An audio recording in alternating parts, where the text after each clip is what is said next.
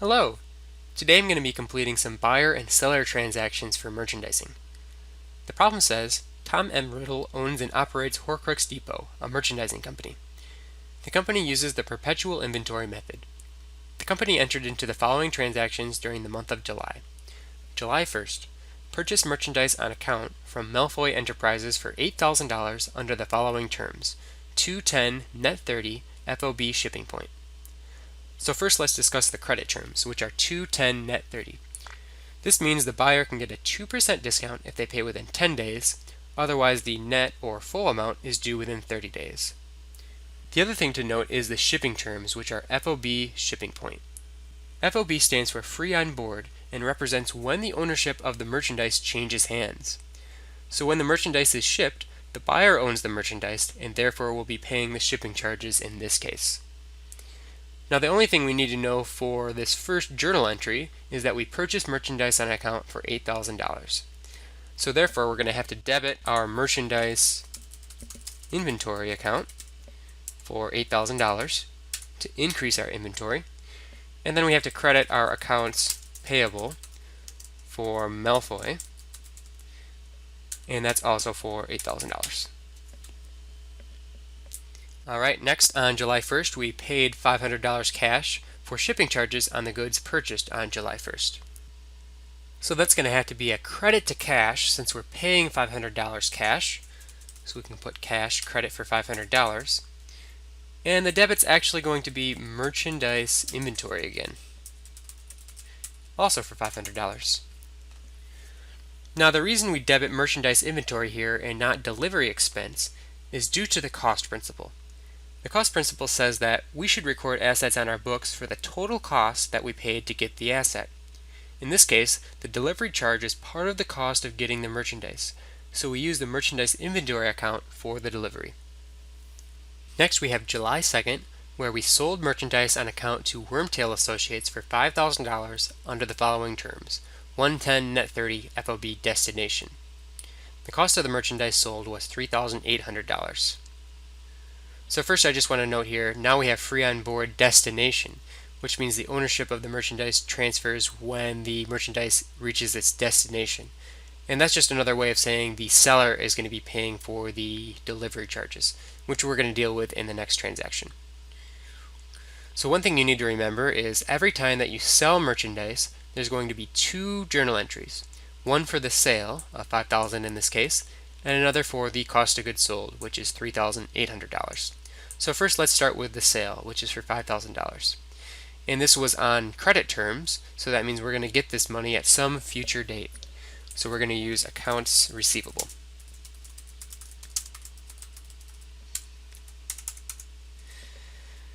And then the other account that goes with that is going to be a revenue account. Since we've sold this is a revenue to us, we call that sales. Okay, and then the second journal entry is going to be for the cost of the merchandise. So really what's going on here is we purchased this merchandise for $3,800 and we're turning around and selling it for $5,000 to make a little bit of a profit here. So this is what we call the cost of goods sold. So that's going to be cost of goods sold. That's an expense account for $3,800.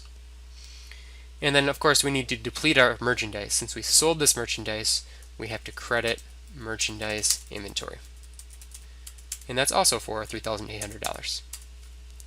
So also on July 2nd, we paid $300 for the shipping charges on the goods. So, since we're paying $300 cash, that's going to have to be a decrease to cash or a credit to cash for $300. And the associated debit is going to be delivery expense. Now the reason we debit delivery expense here and not merchandise inventory as we did before is because we are now the seller, whereas up here we were the buyer. You might remember the matching principle, which states that expenses should be reported in the period of the revenues that they help generate. Since the delivery is needed to make the sale, a revenue, we should record the delivery expense right here, along with the related revenue of sales, which was on the same date right up here. Alright, moving on to July 3rd. On July 3rd, we returned $1,500 of merchandise to Malfoy Enterprises. So if you remember, on July 1st, that's when we purchased this inventory from Malfoy, and now we're going to be returning that inventory. So I think the easiest one to do would be, well, we're getting rid of that merchandise inventory, so that's going to be a credit to merchandise inventory for $1,500. And the other part of this is, since we're returning this inventory, we're no longer going to have to pay for it. So that means we can debit our accounts payable, Malfoy, to decrease that balance. Next, on July 11, we paid Malfoy Enterprises the balance owed within the discount period. So whenever there's a payment, the best thing you can do is create a T account for whichever account is involved. In this case, Malfoy Enterprises. So that's exactly what I've done down here. We have AP, or accounts payable, for Malfoy. And you're going to want to grab all of the accounts payable that you used in any of the journal entries related to this account. So if we look to the top, we see accounts payable Malfoy here for $8,000. So we can put that in here. And then if we scroll down, we also see right here another accounts payable for Malfoy for $1,500 for the partial return that we had. So we can put that in. And then we can calculate the balance of this T account, which can be done by taking the larger number and subtracting the smaller number and writing the balance on the side of the larger number. So if we take 8,000 and we subtract 1,500, we get a balance of 6,500 for our accounts payable for Malfoy. So if we scroll up back here, we see that we are to get a 2% discount if we pay within 10 days on Malfoy Enterprises. And we paid within 10 days because we paid on July 11th. So we're going to get a 2% discount on the $6,500. So to find the discount, we take $6,500 and we multiply that by 0.02 or 2%. And that gives us a discount of $130. So now we're ready to complete the journal entry. First, let's close out the accounts payable account. So that has a $6,500 balance on the credit side. So we're going to have to debit that for $6,500 to close it out. So that's going to be accounts payable Malfoy for $6,500.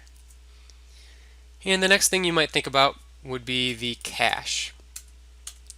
And here the cash is going to be not the $6,500, but the $6,500 minus the discount of $130, which comes to be $6,370. And then finally, we need something to go in the place of the discount, which is going to be for $130. And it turns out the account we use here is merchandise inventory. Now the reason we credit merchandise inventory here is similar to the reason why we debited it up here when we paid the delivery charges. The cost principle says we should record assets at the cost we paid to attain them. And when we credit inventory here, it's a recognition that the discount decreases the price of the inventory and therefore should also decrease the balance. So that's what we're doing here, crediting inventory to decrease the balance by $130. On July 11th, Wormtail Associates returned goods with a retail price of $800 and a cost of $600. So the way I view this journal entry is it's just going to be a reversal of the original sale. So if we look back up at July 2nd, this is when we sold the merchandise to Wormtail, and in this case we're going to be getting that merchandise back. It's been returned to us. So the most helpful thing to do would be to look at the July 2nd journal entry, and we see that we debited accounts receivable and credited sales for $5,000. That was the amount of the sale. And then we also had to use cost of goods sold and inventory for the depletion of the inventory and the recognition of this expense here. So now what we're going to do is we're just going to switch this around since we've been returned the merchandise. So instead of debiting accounts receivable, we're going to have to credit accounts receivable since they no longer are going to owe us that money. So I can go down here and I know I'm going to have a credit to accounts receivable Wormtail. And that's going to be for the amount of the price, which was $800, the amount of the merchandise they returned to us. And then we're going to have a debit to sales for not $5,000, but again the $800. But the catch here is we're not going to actually use sales. We're going to use a different account, which is called sales, returns, and allowance, which is really kind of acting like sales, but it's slightly different. So sales, returns, and allowance is a contra revenue account, meaning it has a normal debit balance, whereas most revenues have a normal credit balance. So someone could argue that debiting sales would really achieve the same result in this case, but using the sales returns and allowance account allows a company to keep track of exactly how much merchandise is being returned or how many allowances are being granted. And that might be a very helpful thing for the company to keep track of. Because if we just use sales here, then that kind of gets drowned out with all the other sales that we make. We don't really know how much has actually been returned. So that's why we use this special account here. And again, that's for $800.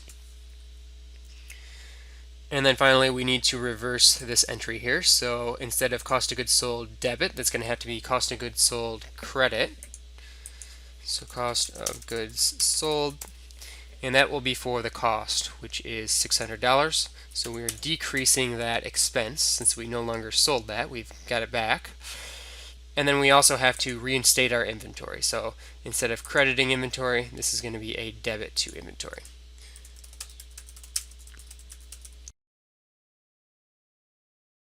Alright, finally on July 12, we collected the balance from Wormtail on the last day of the discount period. So this is a payment, so similar to when we did this last time when we were making the payment. Now we're kind of on the other side here where someone's going to be paying us. We're collecting the balance from Wormtail. So just as we made a T account for accounts payable in that case, now we're going to have to make a T account for Wormtail to see how much they owe us as of July 12. So if we look up here, we can see that we use accounts receivable right here, and that was in the amount of $5,000, and that was on the debit side. And we've also got one more here, which is accounts receivable Wormtail for $800 for the return. So we can put that on the credit side. And then we can find the balance. So that's going to be $5,000 minus $800 to find the balance. That's going to be $4,200 as the balance of Wormtail's account. And if we take a look back at the original information related to Wormtail, we can say they get a 1% discount if they pay within 10 days. So here we are 10 days later and they're making the payment, so they will get a 1% discount on the $4,200. So 1%, 0.01 times $4,200 is going to be a $42 discount. Alright, so now we're ready to do this journal entry. First thing I might think about is, well, we have to clear out the accounts receivable account. Right now it has a debit of $4,200, so I'm going to have to credit that to close that out since the payment's being made. And kind of similar to this payment here, there's going to be 3 accounts. So I'm just going to list the accounts receivable as the third line here, since I have to list the credit second, and that's going to be for $4,200. The other thing we know is we're going to be getting money here. We're collecting the balance. And we're not going to collect the entire $4,200 because there was that $42 discount. So we are going to be debiting cash here, but it's going to be $4,200 minus the discount of $42. So that's $4,158. And then for the difference here, we do the sales discount account, and that's for the $42. Now, somewhat in a similar way to the sales returns and allowance account, the sales discount is also a contra revenue account. So that's going to be decreasing our revenues.